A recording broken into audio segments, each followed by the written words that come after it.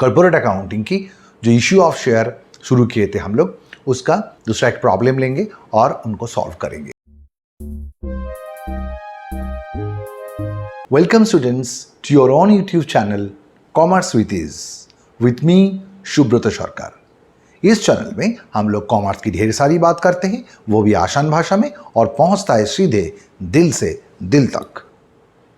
आज हम लोग कॉर्पोरेट अकाउंटिंग की जो इश्यू ऑफ शेयर शुरू किए थे हम लोग, उसका दूसरा एक प्रॉब्लम लेंगे और उनको सॉल्व करेंगे। तो और बात बढ़ाते ना हुए सीधे सवाल में आते हैं। देखो, एक सवाल लिया गया, सवाल को पढ़ते हैं, क्या है देखते हैं। Y company issued 20,000 equity shares of ₹10 each at a premium of 20% payable as follows. That means 10 rupees was the face value of shares and 20% of ₹10, that is ₹2, was the premium per share. और जो भी 12 rupees मांगा जा रहा है वो कैसे मांगा जा रहा है? ऑन एप्लीकेशन 2 पर शेयर, ऑन अलॉटमेंट 5 पर शेयर। इस 5 के अंदर प्रीमियम घुसा हुआ है, यानी कि 3 rupees for capital portion in allotment and 2 rupees for premium portion in allotment. On fast call ₹3.50 पर share and on final call balance amount. Now balance amount कितना होगा फाइनल कॉल में? आपको तो सब मिला जुला के 12 रुपीज़ उठाना है, कैपिटल का ₹10 एंड प्रीमियम का ₹2। एप्लीकेशन में 2, अलॉटमेंट में 5 to 7, 10.50, therefore it would be 1.50 पर शेयर। मतलब फाइनल कॉल में बैलेंस अमाउंट कितना होगा? 1.50 पर शेयर, ₹1.50 पर शेयर। तो 20,000 इक्विटी शेयर्स कंपनी ने इशू किए थे, लेकिन when they were receiving application, when the company is receiving application, तो क्या हुआ? 25,000 शेयर्स पे एप्लीकेशन जमा हुआ, एप्लीकेशन रिसीव हुआ 25,000 शेयर से। एक्सेस जो भी रिसीव हुआ हो गया, यानी कि 20,000 शेयर्स इशू करने गए, 25,000 शेयर्स में एप्लीकेशन रिसीव हुआ, तो 5,000 शेयर्स में जो भी एक्सेस एप्लीकेशन रिसीव हुआ that should be refunded. Next बोला है कि all the monies has been duly received. जितना भी शेयर होल्डर था सभी ने पैसा सही समय दे दिया, लेकिन उसका कुछ एक्सेप्शन था। जैसे mister Ravi holding 500 shares fail to pay allotment and first call. Allotment और फास्ट कॉल फेल किया, और फास्ट कॉल के बाद उन लोगों को और कोई चांस नहीं दिया गया, सीधे उन लोगों का शेयर फॉरफिट कर दिया गया। फिर mister Som holding 300 shares fail to pay allotment, first and final call. इन्होंने अलॉटमेंट भी फेल किया, फास्ट कॉल भी फेल किया, लेकिन फास्ट कॉल के बाद इनका शेयर फॉरफिट नहीं किया गया, फाइनल कॉल तक इनका समय दिया गया, और फाइनल कॉल के बाद अगर ये पूरा पैसा नहीं देगा तो इनको भी फॉरफिट कर देंगे हम लोग। Mister Mangal holding 200 shares fail to pay first and final call. Mangal नाम का जो शेयर होल्डर था उसने first and final call fail किया, फिर उनको पूरा के पूरा फॉरफिट कर दिया गया। तो जितना भी सवाल बोला है उनको थोड़ा हम लोग एक स्ट्रक्चर बना के देख लेते हैं सवाल में था क्या। जो सवाल लिया गया था उसको हम लोगों ने एक चार्ट में रिप्रेजेंट किया। क्या था? यहाँ पर एप्लीकेशन तो रिसीव हुआ था 25,000 शेयर्स के लिए, but the company issue 20,000 shares. अब एप्लीकेशन में 2 रुपीज़ करके मांगा गया था, अलॉटमेंट में 5 रुपीज़ करके मांगा गया था, लेकिन इस 5 रुपीज़ के अंदर 3 rupees was for as capital and 2 rupees was as securities premium. On fast call 3 rupees and 50 पैसा करके मांगा गया था, एंड फाइनल कॉल में बैलेंस अमाउंट 1.50, 1 rupees and 50 पैसा करके मांगा गया था। अब all the shareholders they have paid their dues in time, but Mr. Ravi holding 500 shares paid his application money, but could not pay his share allotment and share fast call money. That is why his shares were forfeited after making fast call.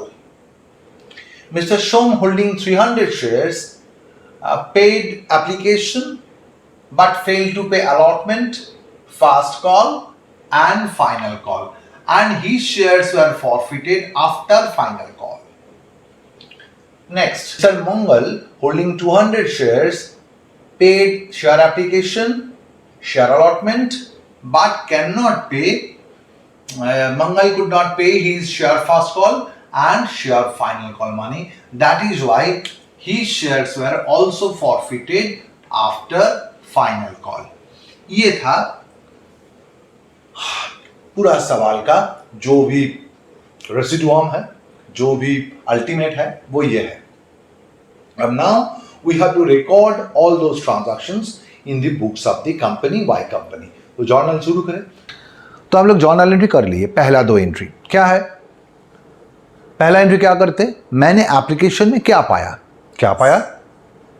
Bank से पैसा पाया. कितना application receive हुआ था? 25,000 shares के ऊपर 2 rupees करके receive हुआ था. तो bank account debit to share application. अगर राम से पैसा पाते तो एंट्री होता bank account debit to Ram. अगर रहीम से पाते तो एंट्री होता bank account debit to Rahim. ऐसे राम रहीम जैसा बहुत सारा आदमी से हम लोगों ने पैसा पाया. क्या सभी का नाम लिख देंगे यहां पर? इसीलिए हम लोग क्या करते, एक पैकेट के अंदर जितना भी एप्लीकेंट है सभी को हम लोग क्या करते, उस पैकेट के अंदर डाल देते हैं और उस पैकेट का नाम देते हैं to equity share application account. तो ये भी एक आपका पर्सनल अकाउंट हो गया. और पर्सनल अकाउंट में दे आर गिवर, इन लोगों ने तो पैसा दिया था इसीलिए क्रेडिट किया गया. तो एंट्री क्या हुआ? पहला एंट्री हम लोगों ने शेयर एप्लीकेशन का पैसा पाया. कितना पैसा पाया था? Bank account debit equity share application 25,000 shares के ऊपर हम लोगों ने 2 रुपीज करके पाया. तो 50,000 एप्लीकेशन रिसीव हो गए. इसके बाद और इसका नरेशन क्या लिया गया? Being application money received on 25,000 shares at the rate of ₹2 पर शेयर. इसके बाद हम लोगों ने क्या एंट्री करते हैं? हम लोग एंट्री करते हैं क्या मांगा या क्या चाहा. क्या चाहा था हम लोगों ने? क्या मांगा था? हम लोग तो 25,000 शेयर्स के ऊपर 2 रुपीज करके नहीं मांगा था. हम लोग तो 20,000 शेयर्स के ऊपर 2 रुपीज करके मांगा था. जितना मांगा था उसको हम लोग क्या करेंगे? कैपिटल अकाउंट में ट्रांसफर कर देंगे. क्यों? क्योंकि here we are interested in raising capital. ये जो इश्यू ऑफ शेयर का जो भी जर्नी है ये क्यों होता है? कैपिटल रेज करने के लिए. तो हम लोग कैपिटल मांगा था. कितना कैपिटल मांगा था? हम लोगों ने कैपिटल मांगा था 20,000 शेयर्स के ऊपर 2 रुपीज करके. तो लिखा 20,000 shares into 20,000 equity shares into 2. यहां पर शेयर एप्लीकेशन क्रेडिट कितना से हुआ था? 50,000 से. आप क्या करेंगे? 50,000 को हम लोग जो भी शेयर एप्लीकेशन में मिला था उसको डेबिट कर देंगे. इधर क्रेडिट करके रखे थे, इधर डेबिट कर दिया. तो शेयर एप्लीकेशन एक्चुअली कट जाता है. लेकिन एप्लीकेशन मिला था कितना? 25,000 शेयर्स के ऊपर 2 रुपीज करके. हम लोगों ने मांगा था 20,000 शेयर्स के ऊपर 2 रुपीज करके. जितना मांगा था कैपिटल में डाला और जितना एक्सेस हम लोगों को मिल गया था 5,000 शेयर्स के ऊपर जो भी एक्सेस मिल गया था 2 रुपीज करके 10,000 हम लोगों ने क्या किया? वापस कर दिया. तो इसके लिए नरेशन क्या होगा? इसका नरेशन होगा being application money on 20,000 shares transferred to share capital and excess refunded as per board resolution number ... dated ... अब ये बोर्ड रेजोल्यूशन क्या है? अब बोल सकते हो कि जब ये नरेशन हुआ था एप्लीकेशन रिसीव करने का तब तो आपने बोर्ड रेजोल्यूशन नहीं लिखा था, यहां पर क्यों लिख दिया? जनरली क्या होता है, when the company is receiving money, when the company is receiving application money, then board of directors का क्या काम है? एप्लीकेंट जो भी है वो लोग पैसा जमा किया बिजनेस की बैंक में, बोर्ड ऑफ डायरेक्टर्स क्या करेगा? बट उसके बाद जब हम लोग देख रहे थे हम लोगों ने क्या मांगा, तो हम लोगों ने शेयर्स अलॉट कर रहे थे. अलॉट मतलब whenever we are allotting shares तो क्या होता है, board of directors has to take certain decisions. क्या डिसीजंस लेता है? बोर्ड मीटिंग में वो लोग डिसीजन लेता है किन लोगों को शेयर्स देंगे, किन लोगों को रिफंड करेंगे. तो बोर्ड जो डिसीजन लेता है उस डिसीजन को हम लोग रेजोल्यूशन कहते हैं. तो बोर्ड मीटिंग में जब ये डिसीजन लिया गया हम लोगों ने किन किन शेयर होल्डर, किन किन एप्लीकेंट को शेयर्स देंगे, किन किन को वापस कर देंगे, तो ये जो डिसीजन लिया गया ये एक रेजोल्यूशन था, एक डिसीजन था. दैट डिसीजन को हम लोग लिख के रखते हैं. उस रिटन डिसीजन का एक नंबर होता है. मानो आज की मीटिंग में 5 ऐसा डिसीजन लिया गया अलग अलग विषय में. तो हर एक डिसीजन का एक अलग अलग नंबर हम लोग अलॉट करके रखते हैं। इस अलग अलग नंबर को हम लोग रेजोल्यूशन नंबर कहते हैं। जिस बोर्ड मीटिंग में ये रेजोल्यूशन लिया गया, इस डिसीजन लिया गया, उस मीटिंग में इस रेजोल्यूशन का नंबर था 2, तो हम लोग लिखेंगे रेजोल्यूशन नंबर 2। और जिस डेट में वो मीटिंग हुआ था उस मीटिंग का डेट यहाँ पर लिख देते हैं। अब क्वेश्चन उठता है कब कब हम लोग बोर्ड रेजोल्यूशन ये वाला टर्म लिखेंगे। जब भी बोर्ड डिसीजन लेता है, जब भी बोर्ड डिसीजन लेता है आपको बोर्ड रेजोल्यूशन लिखना है। लेकिन स्टूडेंट लोगों को आसान तरीके से याद रखने के लिए एक टेक्निक हम लोग यूज करते, वो हम लोग बोल देते कि अगर एंट्री के अंदर कैपिटल घुसा हुआ है, कोई एंट्री के अंदर अगर कैपिटल घुसा हुआ है तो आप बोर्ड रेजोल्यूशन लिखो। In the process of recording of transaction in case of issue of share, अगर capital account is involve in a particular journal, then write as per board resolution. Next entry करेंगे हम लोग allotment का। Next क्या होता है, allotment का पैसा मांगा जाता है। क्योंकि पहले क्या हुआ था, नंबर 1 एंट्री में क्या हुआ था, पहले हम लोग एप्लीकेशन रिसीव किए थे, उसके बाद हम लोग डिसीजन लिए थे, कितना पैसा हम लोगों ने मांगा, जितना मांगा था उतना को कैपिटल में ट्रांसफर कर दिया, बाकी पैसा वापस कर दिया। लेकिन अब हम लोग क्या करेंगे, जब हम लोग अलॉटमेंट करेंगे तो सबसे पहले पैसा हम लोग मांगेंगे। क्यों? Because those applicant who are receiving shares from us, now they are my shareholders।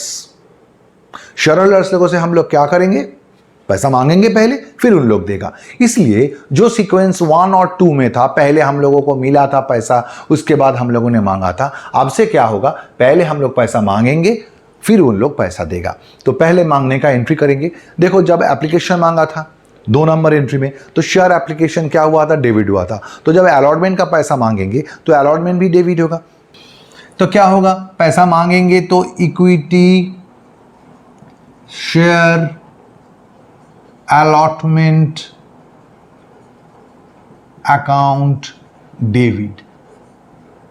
कितना से डेबिट होगा, आपने कितना पैसा मांगा था, 20,000 शेयर्स आपने इशू किया था, 20,000 शेयर्स के ऊपर आपने 5 रुपीज़ करके अलॉटमेंट मांगा था, यानी आपने 1 लाख मांगा है।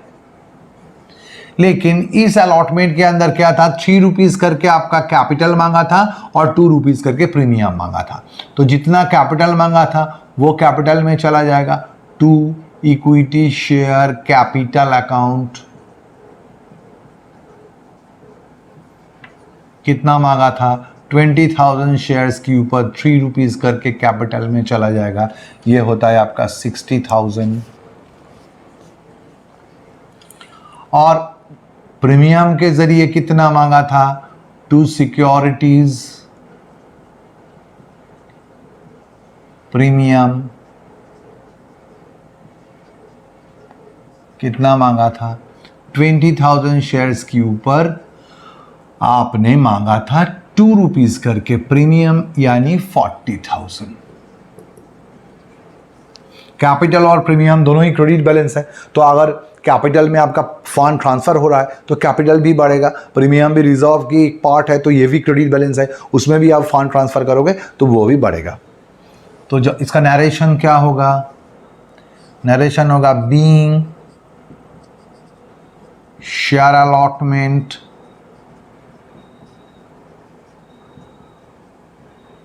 Due on 20,000 shares at the rate of ₹5, including premium of ₹2 per share। अब बोलो यहां पर बोर्ड रेजोल्यूशन लिखेंगे या नहीं। क्या सीखा था हम लोगों ने, अगर एंट्री के अंदर कैपिटल रहेगा तो बोर्ड रेजोल्यूशन आ जाएगा। अब सोच के भी देखो, board of directors has to take a fresh decision कि कब हम लोग अलॉटमेंट का पैसा मांगेंगे, कितना करके मांगेंगे। ये जो भी डिसीजन उन लोग ले रहा है, डिसीजन लेने के बाद they will acknowledge the share holders, they will call their monies. That is why यहाँ पर भी बोर्ड को डिसीजन लेना पड़ रहा है और यहाँ पर कैपिटल भी है, तो हम लोग क्या लिखेंगे, as per board resolution number dot dot dated dot dot. Next entry हम लोग लेंगे नंबर 4। ये क्या है? ये एंट्री होगा आपका अलॉटमेंट में हम लोग कितना, इतना तो मांगा गया था, अब अलॉटमेंट में रिसीव कितना करेंगे, कितना हम लोगों को मिला, क्या मिला। अब देखो, जितना पैसा मिलेगा उसको हम लोग बैंक में डेबिट कर देंगे, जितना नहीं मिलेगा उसे हम लोग कॉल सेंटर में डेबिट करेंगे। तो कितना मिला देखते हैं।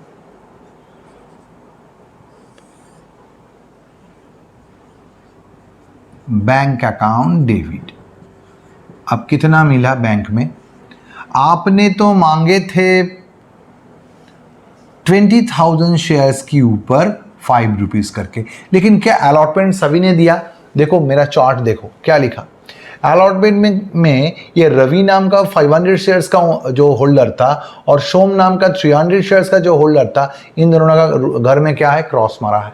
क्रॉस मतलब ये लोग पैसा नहीं दिया, यानी कि 500 शेयर्स के ऊपर पैसा नहीं मिला और ये 300 शेयर्स के ऊपर भी हमको पैसा नहीं मिला। तो बाकी पैसा मिला है हमको 5 रुपीज करके। जो पैसा नहीं मिला था उसे हम लोग कॉल इन एरियर में डेबिट करते। क्यों कॉल इन एरियर अकाउंट में डेबिट करते हैं? इसका आंसर जो लास्ट वीडियो था, पहला जो इंट्रोडक्शन ऑफ शेयर इशू था, जो पहला वीडियो था, उसमें हम लोगों ने एनालिसिस किया है। कॉल इन एरियर में डेबिट करेंगे जो पैसा नहीं मिला। कितना नहीं मिला? यहाँ पर देखो 500 शेयर्स के ऊपर और 300 शेयर्स के ऊपर हमको पैसा नहीं मिला 5 रुपीज करके। दे हैव फेल टू पे द अलॉटमेंट। यहाँ पर हम लोगों ने शेयर अलॉटमेंट को डेबिट किया था, यहाँ पर क्रेडिट करके इसको काट देंगे to equity share allotment account. 20,000 into 5, जितना से अलॉटमेंट डेबिट हुआ था उतना से क्रेडिट हो जाएगा। क्यों ऐसा होता है? क्योंकि अलॉटमेंट अकाउंट का और कोई ज़रूरत नहीं है, कोई नेसेसिटी नहीं है मेंटेन करने का उसको, क्योंकि हम लोग तो मांग रहे हैं पैसा, वो आके गिर रहा है बैंक में, तो मेरा बैंक में डेबिट हुआ। और किस कारण के लिए पैसा मांगा था? कैपिटल के लिए या प्रीमियम के लिए, जिस कारण के लिए पैसा मांगा था वो यहाँ पर आके गिर गया। तो ये शेयर अलॉटमेंट रखने का जरूरत क्या है? यहाँ पर जितना भी अलॉटमेंट डेबिट था यहाँ से उतना से क्रेडिट करके अलॉटमेंट अकाउंट को हम लोगों ने उड़ा डाला। तो अमाउंट क्या हो जाता है इसका? तो हम लोग अमाउंट लिख दिया। बैंक में डेबिट हो गया आपका 96,000, कॉल सेंटर में आया 4,000 और अलॉटमेंट में 1 लाख क्रेडिट हो गया। इसका नरेशन क्या होगा? बीइंग allotment money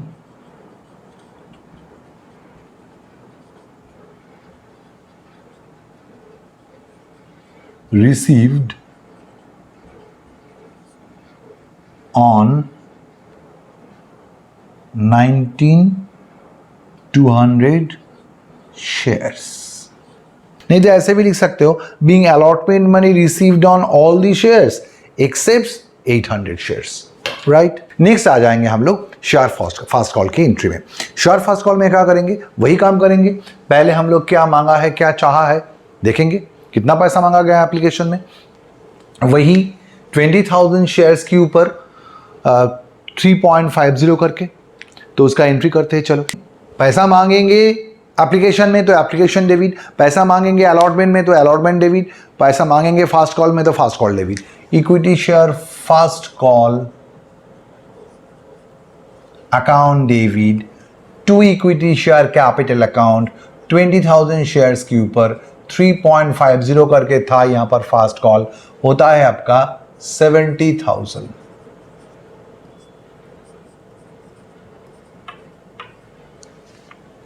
नरेशन क्या होगा?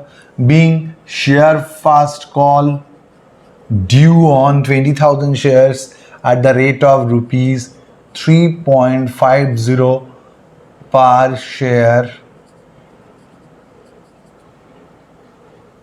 as per board resolution number ... फिर देखो कैपिटल है तो हम लोग बोर्ड रेजोल्यूशन लिखेंगे, और कैपिटल है मतलब यही है, एक्चुअली कैपिटल है इसलिए हम लोग बोर्ड रेजोल्यूशन नहीं लिखते। Actually board has taken certain decision about first call, they are asking for money and that particular decision is a written decision. That decision is called resolution. That is why board resolution is to be written here. And number of that resolution, जिस date में उस resolution लिया गया है उसका date लिखना है, और उस डेट में अगर 5 रेजोल्यूशन लिया गया और उसके अंदर 2 नंबर रेजोल्यूशन अगर ये वाला रेजोल्यूशन है तो यहाँ पर 2 लिखेंगे। तो जो भी है हम लोग फास्ट कॉल का पैसा मांग लिया। इसके बाद क्या करेंगे, देखेंगे फास्ट कॉल का पैसा कितना मिला। जितना मिला वो कहाँ आके गिरेगा, जितना मिला जो भी मिला वो कहाँ आगे गिरेगा, बैंक में गिरेगा। बैंक में गिरेगा तो बैंक डेबिट होगा। कितना से डेबिट होगा, देखो 20,000 के ऊपर आपने पैसा मांगा था, लेकिन यहाँ पर 20,000 के ऊपर पूरा पैसा आपको नहीं मिला। यहाँ पर रवि 500 शेयर्स के ऊपर फास्ट कॉल नहीं दिया, सोम 300 शेयर्स के ऊपर फास्ट कॉल नहीं दिया, और मंगल 200 शेयर्स के ऊपर फास्ट कॉल नहीं दिया। तो आपको एक्चुअली पैसा नहीं मिला रवि की 500 शेयर में, सोम की 300 शेयर्स में, और मंगल की 200 शेयर्स में। इतना में आपको पैसा नहीं मिला, बाकी पैसा आपको मिला है 3.50 करके। जितना पैसा नहीं मिलता है उसको हम लोग क्या करते हैं, कॉल सीनियर अकाउंट में डेबिट कर देते हैं। तो चलो कॉल सीनियर में लिख देते हैं 500 शेयर्स के ऊपर नहीं मिला, 300 के ऊपर नहीं मिला, 200 के ऊपर नहीं मिला, कितना करके नहीं मिला, 3.50 करके नहीं मिला। यहाँ पर फास्ट कॉल जितना से डेबिट हुआ था उतना से क्रेडिट हो जाएगा। कितना से डेबिट हुआ था, 20,000 के ऊपर 3.50 करके, तो ये आपका क्रेडिट में आ जाता है 70,000। और डेबिट में क्या क्या फिगर आता है, देखो bank account debit 66,500, call senior debit हो गया 3,500, और फास्ट कॉल क्रेडिट हो गया 70,000 से। इसका नरेशन होगा being fast call money received on 19,000 shares. ऐसे भी लिख सकते हो, नहीं तो ऐसे भी लिख सकते हो, first call money received on all the shares except 1,000 shares. इसमें पैसा नहीं मिला एक्सेप्ट 1,000 शेयर्स, ऐसे भी लिख सकते हो आप। तो चलो नेक्स्ट एंट्री करते हैं। अब देखो नेक्स्ट एंट्री करेंगे, ट्रांजैक्शन क्या है। सवाल को पढ़ के देखो, यहां पर बोला गया कि रवि ने जब allotment and first call fail किया उसके बाद उनको और कोई चांस नहीं दिया गया, संग संग उनका शेयर्स फॉरफिट कर दिया गया। तो अभी क्या करेंगे, रवि का 500 शेयर्स में फॉरफीचर करेंगे हम लोग। रवि का 500 शेयर्स में फॉरफीचर करेंगे, लिख लेते हैं हम। जर्नल के अंदर ऐसा हेडिंग करना उचित नहीं है, फिर भी हम करते, सुविधा होता है। फॉरफीचर ऑफ रवि शेयर,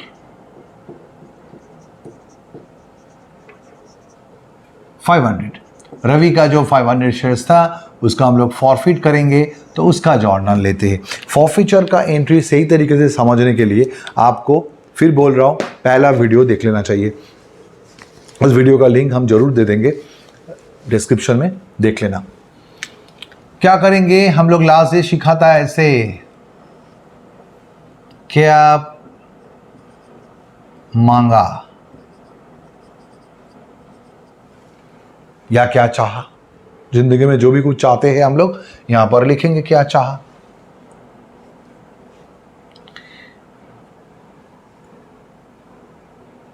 फिर लिखेंगे क्या नहीं मिला।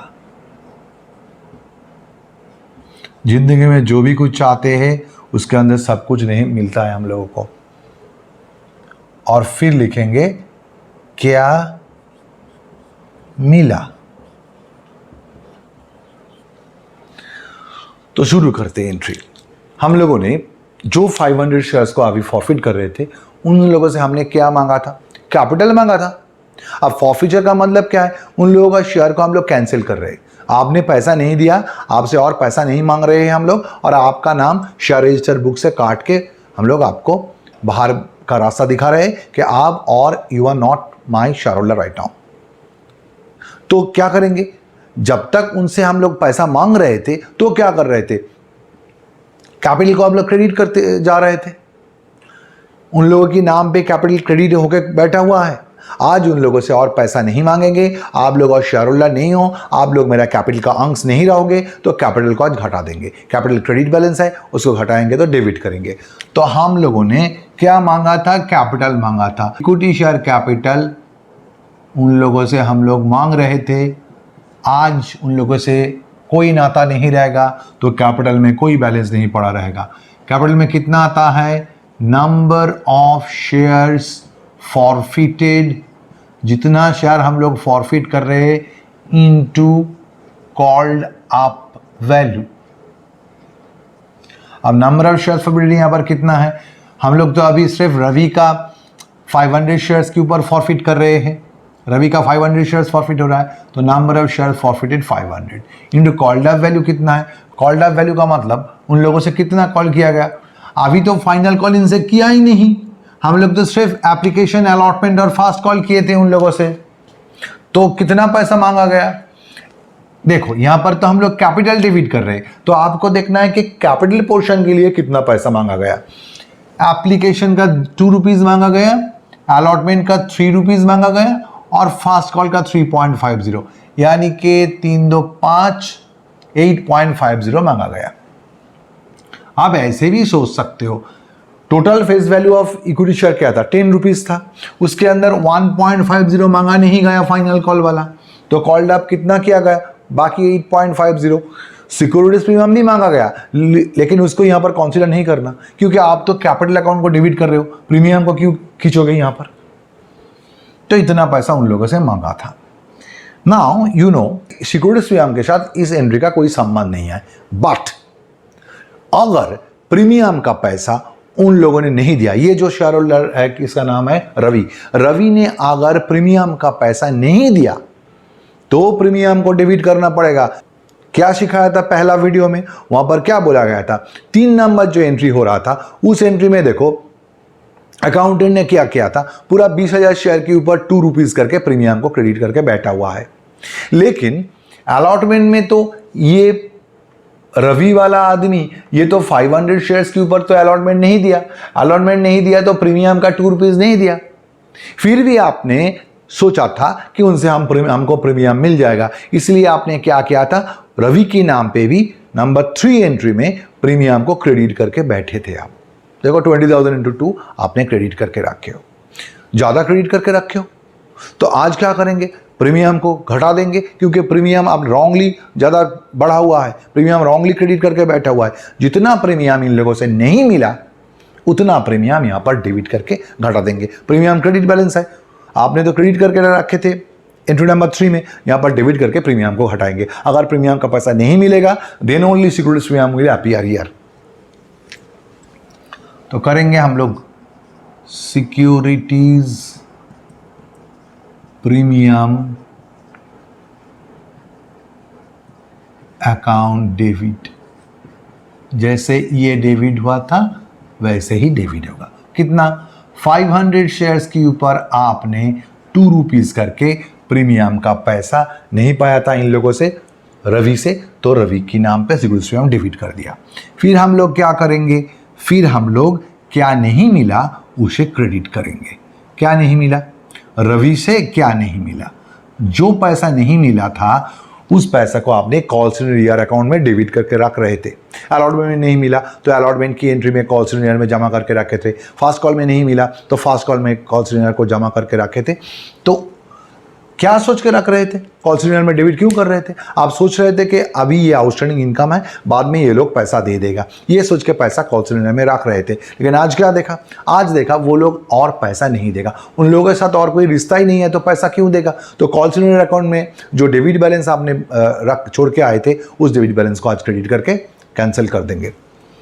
2 कॉल्स इन एरियर्स अकाउंट, कितना? कॉल्स इन एरियर्स 500 शेयर्स के ऊपर आपको कितना पैसा नहीं मिला। ये वाला लोग एप्लीकेशन का पैसा तो दिया था, लेकिन देखो अलॉटमेंट में क्रॉस है, ये 5 रुपीज करके नहीं दिया। कॉल सीनियर में ट्रांसफर करने का समय कैपिटल प्रीमियम, इसका कोई सेग्रीगेशन मत करो।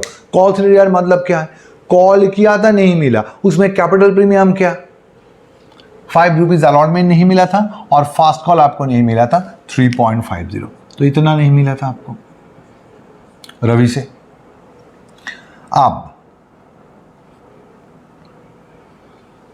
क्या मिला, लास्ट वीडियो में हम लोग सीखा था क्या मिला का मतलब कैपिटल पोर्शन के लिए रवि से कितना मिला, सिर्फ कैपिटल, प्रीमियम के लिए नहीं, कैपिटल पोर्शन के लिए जो पैसा मिल जाता है उस पैसा को हम लोग जब्त कर लेते हैं, उसे शेयर फॉरफीचर अकाउंट या फॉरफिटेड शेयर्स अकाउंट में ट्रांसफर कर देते हैं।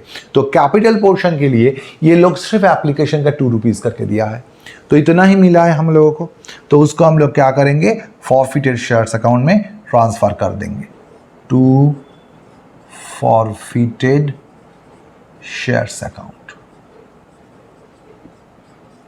कितना मिला था, 500 शेयर्स के ऊपर आपको एप्लीकेशन में सिर्फ 2 रुपीज़ करके मिला था, बाकी कुछ नहीं मिला था, इंटू 2। तो आपका कैपिटल में डेबिट हो गया 4250, आपका सिक्योरिटी स्वीप में डेबिट हो गया 1000, कॉल सेंटर में क्रेडिट हो गया 4250 और फॉरफिटेड शेयर्स अकाउंट में आपका 1000 क्रेडिट हो गया। नरेशन क्या होगा, being 500 shares forfeited for non-payment of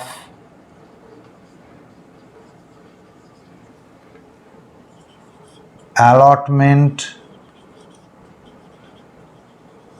and fast call as per board resolution number dot dot dated dot dot. फिर से बोर्ड को डिसीजन लेना पड़ेगा कि कब कितना शेयर्स का फॉरफिट करेंगे। अब देखो कैपिटल भी है एंट्री में, तो बोर्ड रेजोल्यूशन तो आना ही था। अब हम लोग आगे बढ़ेंगे, नेक्स्ट हम लोग फाइनल कॉल का पैसा मांगेंगे, तो मांगने से वही एंट्री होगा, फिर equity share final call account debit. कितना से डेबिट होगा फाइनल कॉल, आपने 20,000 शेयर्स के ऊपर कितना करके मांगा था, 1.50, राइट। क्या मैंने सही किया, नहीं, गलत है। क्यों गलत है, फाइनल कॉल में पहुंचने का पहले ही तो हम लोग फॉरफिट कर दिए थे रवि का 500 शेयर्स, तो वो लोग क्या मेरा शेयर होल्डर है अभी तक, वो लोग अगर शेयर होल्डर नहीं है तो उन लोगों से पैसा क्यों मांगेंगे। तो फाइनल कॉल एक्चुअली करेंगे कितना शेयर्स के ऊपर, 19,500 के ऊपर। 20,000 मेरा शेयर था, टोटल एप्लीकेंट मेरा 20,000 था, शेयर होल्डर भी 20,000 था, लेकिन उन लोगों से 500 शेयर्स को already we have forfeited, therefore they are not our shareholder right now, therefore we cannot call money from them। तो फाइनल कॉल इसलिए हम लोगों ने मांगा 19,500 शेयर्स के ऊपर 1.50 करके। और 2 किस कारण से पैसा मांगा गया, कैपिटल के कारण से, to equity share capital account transfer हो जाएगा वो फंड 29,250 इसका अमाउंट होता है। इसका नरेशन क्या होगा, और नहीं लिखते हैं, बोल देता हूं, नरेशन होगा being share final call due on 19,500 shares at the rate of 1.50 each as per board resolution number dot dot dated dot dot। फिर बोर्ड को डिसीजन लेना पड़ रहा है, कैपिटल है तो हम लोग बोर्ड रेजोल्यूशन लिखेंगे। नेक्स्ट एंट्री लेंगे नंबर 9।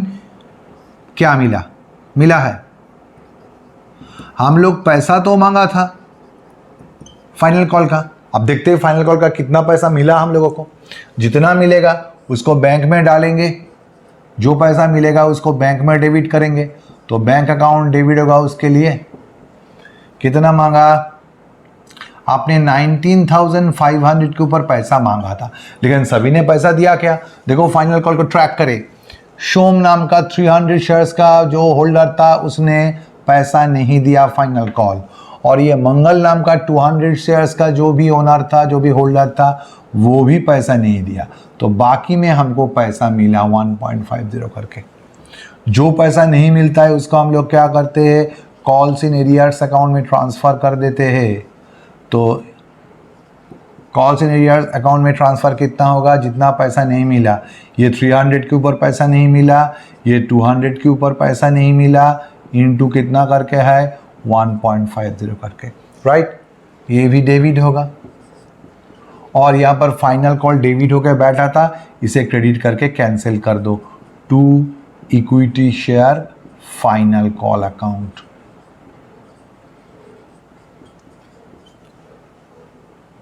कितना 19,500 के ऊपर 1.50 करके अमाउंट आ गया आपका। बैंक अकाउंट में डेबिट हुआ है 28,500, बैंक अकाउंट डेबिट होता है आपका 28,500। फिर आपका यहाँ पर कॉल से डेबिट होता है 750 और फाइनल कॉल में 29,250। अब फाइनल कॉल तो हो गया, आप क्या करेंगे? क्या बोला था सवाल में, ये जो सोम 300 शेयर्स में और मंगल 200 शेयर्स में पैसा नहीं दिया था, इन लोगों को आप फॉरफिट किया गया आफ्टर फाइनल कॉल। तो चलो सोम और मंगल का जो भी फॉरफिचर का एंट्री है वो कर लेते हैं। अब हम लोग फॉरफिचर का एंट्री लेंगे। सोम और मंगल दोनों ने 300 एंड 200 शेयर्स के ऊपर फेल किया था पैसा। सोम ने फेल किया था allotment, first call and final call, and Mangal ने फेल किया था first call and final call. All those shares have been forfeited right now. तो फॉरफिचर करेंगे तो वही टेक्निक अप्लाई करेंगे। क्या मांगा था हम लोगों ने? जितना मांगा था कैपिटल के लिए उतना से कैपिटल को डेबिट करो to equity share capital account. कितना से डेबिट होगा? Number of shares forfeited. यहाँ पर नंबर ऑफ शेयर्स फॉरफिटेड कितना है? 300 एंड 200।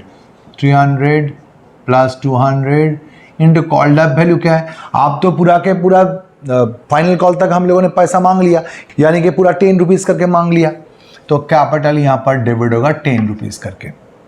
अब फिर बोल रहा हूँ सिक्योरिटीज प्रीमियम डेबिट होगा कि नहीं? यहाँ पर देखो, अगर प्रीमियम का पैसा नहीं मिलता तो प्रीमियम डेबिट होता है। तो यहाँ पर क्या प्रीमियम को किसी ने फेल किया क्या?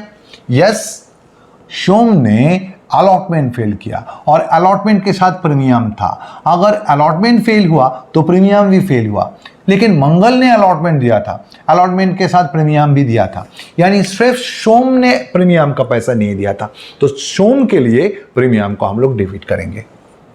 Securities premium account debit. कितना से डेबिट होगा? सिर्फ सोम ने फेल किया था, कितना शेयर में? सोम का था 300 शेयर्स के ऊपर 2 रुपीज़ करके। अब हम लोग क्या करेंगे? लिखेंगे क्या नहीं मिला। क्या नहीं मिला मतलब allotment, first call, final call में इन लोगों से कितना नहीं मिला। 2 कॉल्स इन एरियर्स अकाउंट। अब अलग अलग से सोचो। पहले सोम के बारे में सोचो।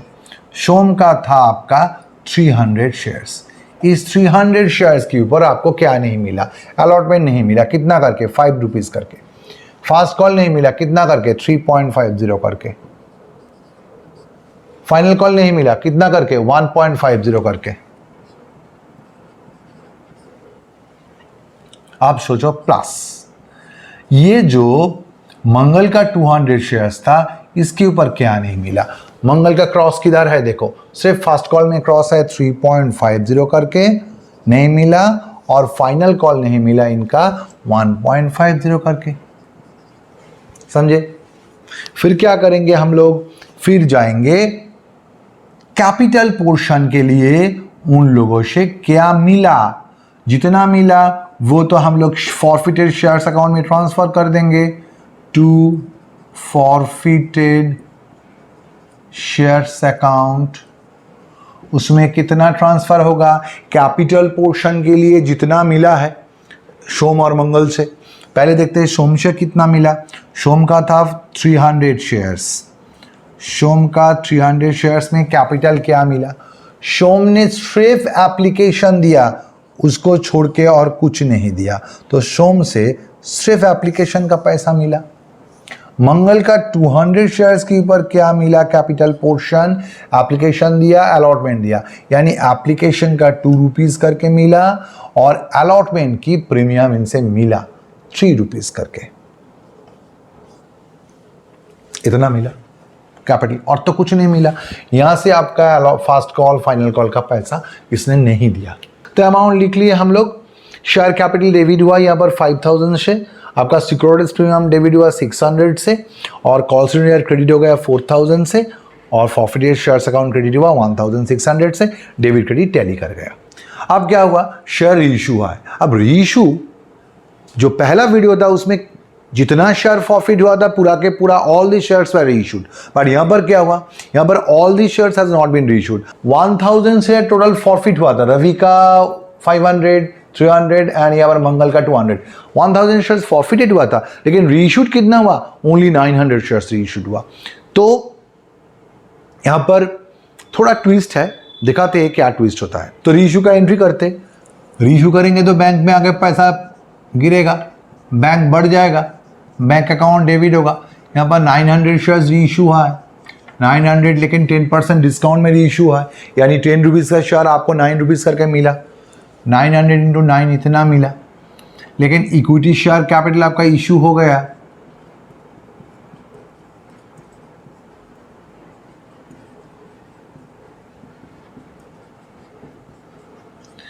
$900 शेयर्स 10 रुपीज़ करके, कैपिटल तो पूरा से क्रेडिट होगा, तो ये हो जाता है आपका 9000 क्रेडिट, और डेबिट में आ जाता है आपका 8100।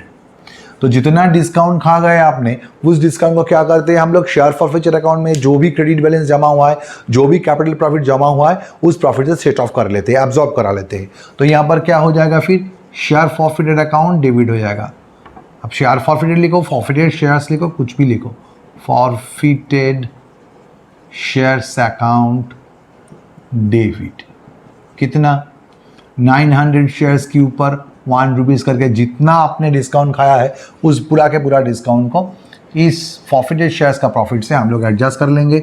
नरेशन क्या होगा, नरेशन होगा being 900 shares of ₹10 each reissued at 10% discount. अब बोलो क्या यहां पर बोर्ड रेजोल्यूशन आएगा? यस आएगा, क्योंकि इक्विटी शेयर कैपिटल है। बोर्ड को डिसीजन तो लेना पड़ेगा, आपने कितना शेयर रीइशू करोगे, किस प्राइस में रीइशू करोगे, board has to take decision for that.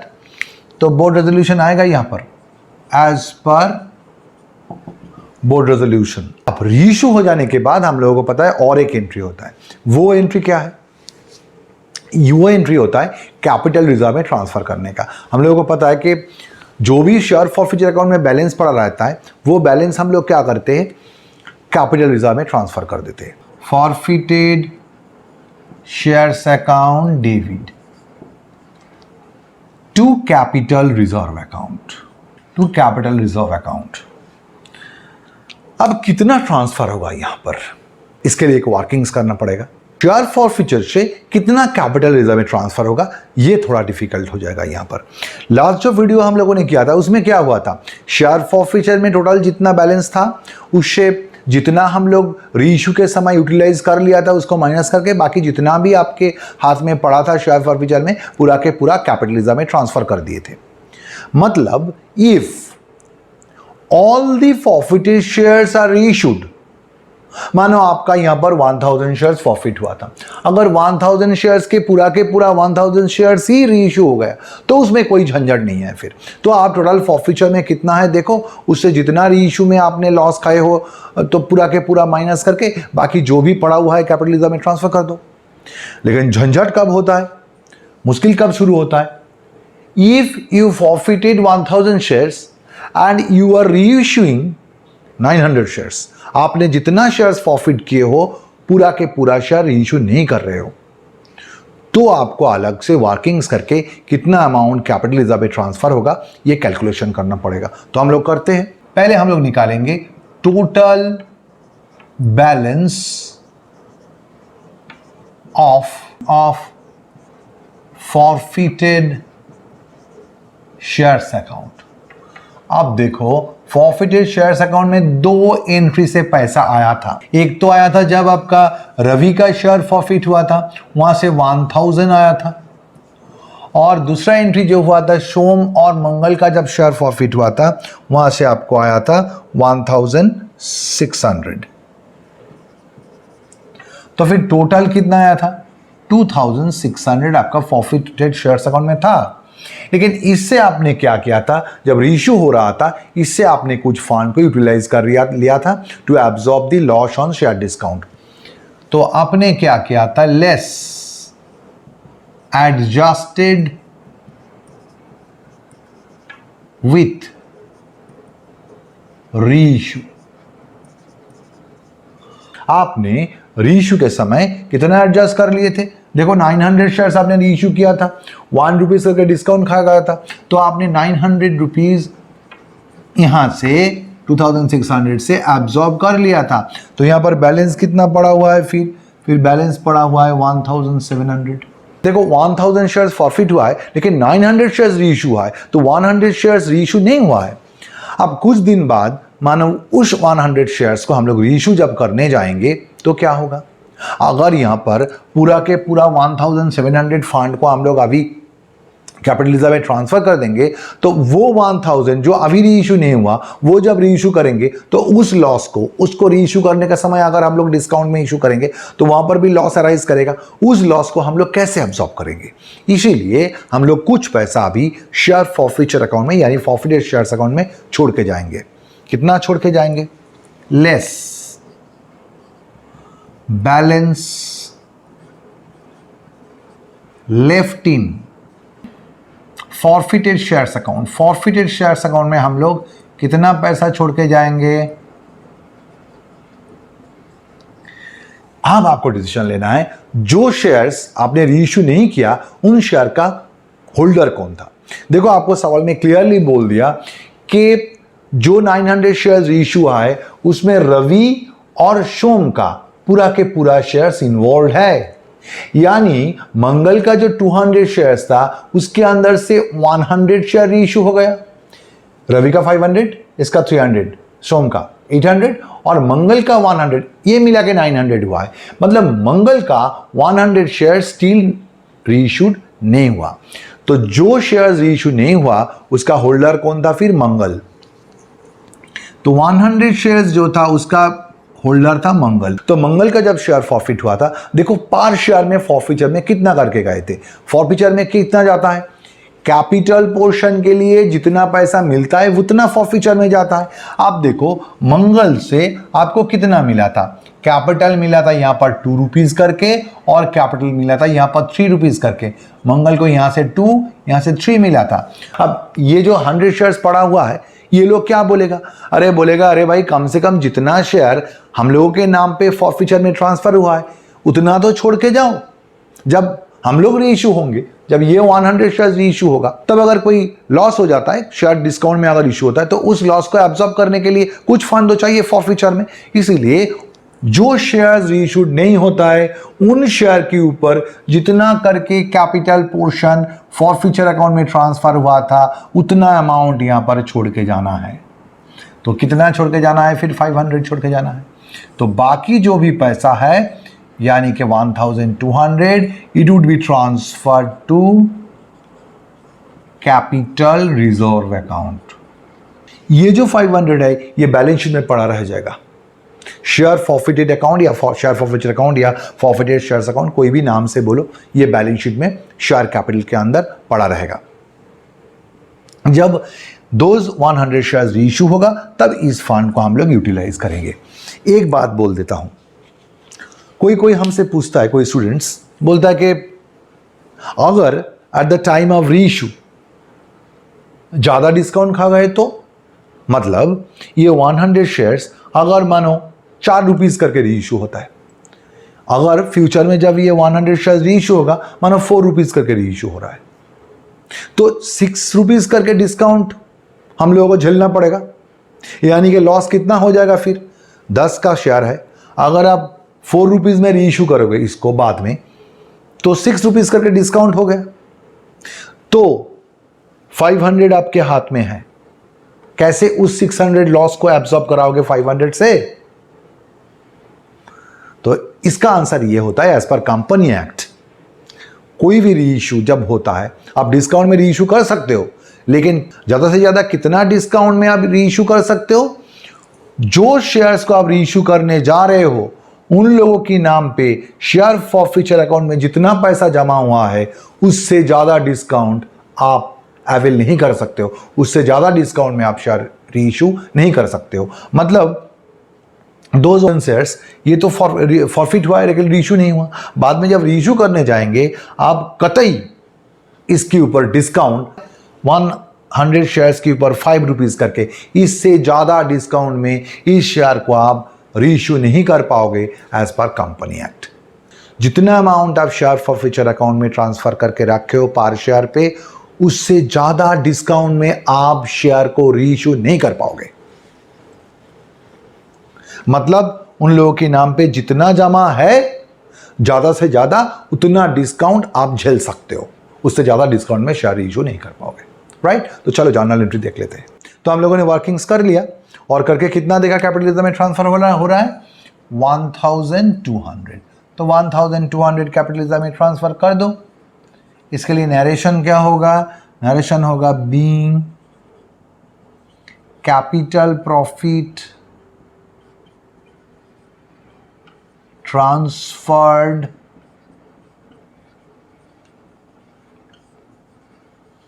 To capital reserve. तो इतना ही था आज का जर्नी। नेक्स्ट डे थोड़ा डिफिकल्ट प्रॉब्लम करेंगे, प्रो राटा अलॉटमेंट सीखेंगे हम लोग। अगर वीडियो अच्छे लगे तो लाइक करना, चैनल को सब्सक्राइब करना, बेल बटन को दबा देना, फ्यूचर नोटिफिकेशन आपको मिलता रहेगा। और जितना चाहे शेयर करो, क्योंकि ज्ञान बांटने से बढ़ते हैं। तो आज के लिए इतना ही। Good bye, take care, stay safe, जय हिंद।